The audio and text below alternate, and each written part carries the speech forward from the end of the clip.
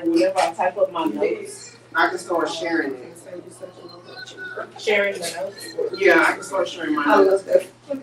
Like, whenever I study during the week, I can just send it over during the week so y'all can have it to study when we talk about it on Sundays and Mondays. Mm-hmm. That'd be so great. Mm-hmm. Because in my head, I'm one of those type of people in my head. I got you. So, yeah, when she said this now, I was like, you know what? That's what I'm going to do. Make sure I take notes for everybody. All right, so we're going to go to John 4, even though my book ain't closed.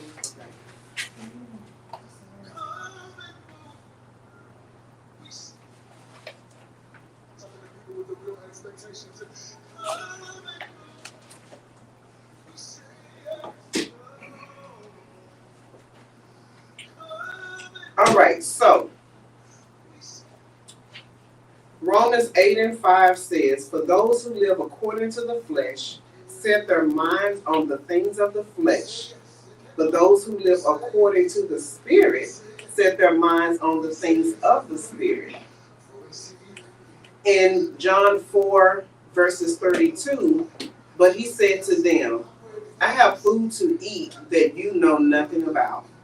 Then his disciples said to each other, "Could someone have brought him food?" "My food," said Jesus, "is to do the will of him who sent me and to finish his work." And every time I read that, it just took my spirit back to Jesus's focus. If you pay attention to some of the things that you listen to when you're reading in the Word, when Jesus was on his journey, he always said, "I'm about my Father's business."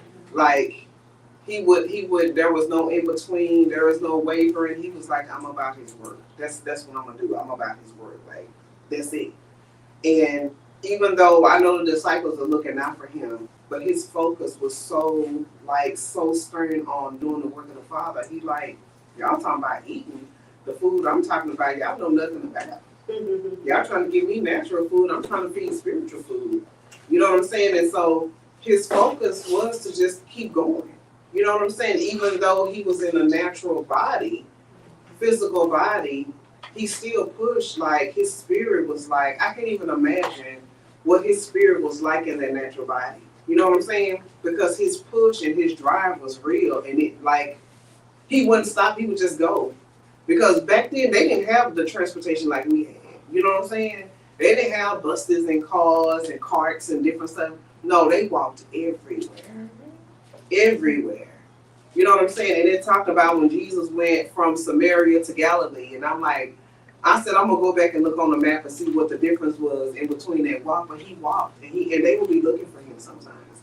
But every time he would be focused, and he would always come amongst different groups of people, never the same. Even he was a rule breaker.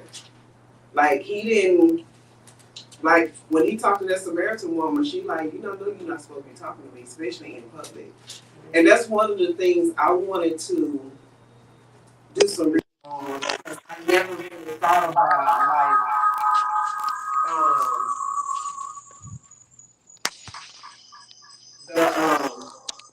when they traveled, they really couldn't talk to him in public.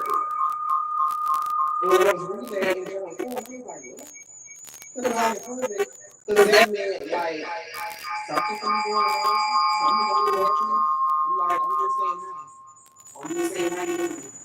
But that's what it was going to, was saying, like, you couldn't talk to me, and women could talk to each other in public. And it was like, what? That's crazy.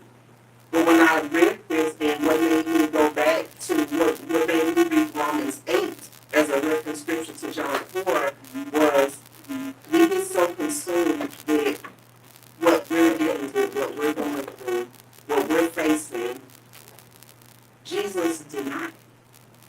He stayed focused. He stayed the course. Not that I'm comparing us to Jesus, but the way he lived is teaching us how to live. The way he journeyed is teaching us how to journey. The way he did things is teaching us how to do it. He stayed focused. I mean, he stayed focused. Even if somebody was getting fly on the side, he still stayed focused. He would say, we have to say, he picked the movie. He didn't get distracted by when people was being ugly or negative or being foolish. He didn't get distracted by it. He'll say, the one that really tripped me out when the men came, when they was trying to say that the woman, they caught the woman in the bed with the man, in the story, I can't remember if it was in, I have to think about what book it was in, when they caught the woman in the bed with the man and with the husband, they was trying to tell Jesus, telling the woman to Jesus, Jesus just started right in the bed. Right in the bed. And they really just telling him, he just right in the bed. Because he was so focused on, like, you bothering me with this foolishness. How often do we get consumed with the littlest things to the biggest things that get us off focus? That's why people be saying life be life and life be life because it's so much coming.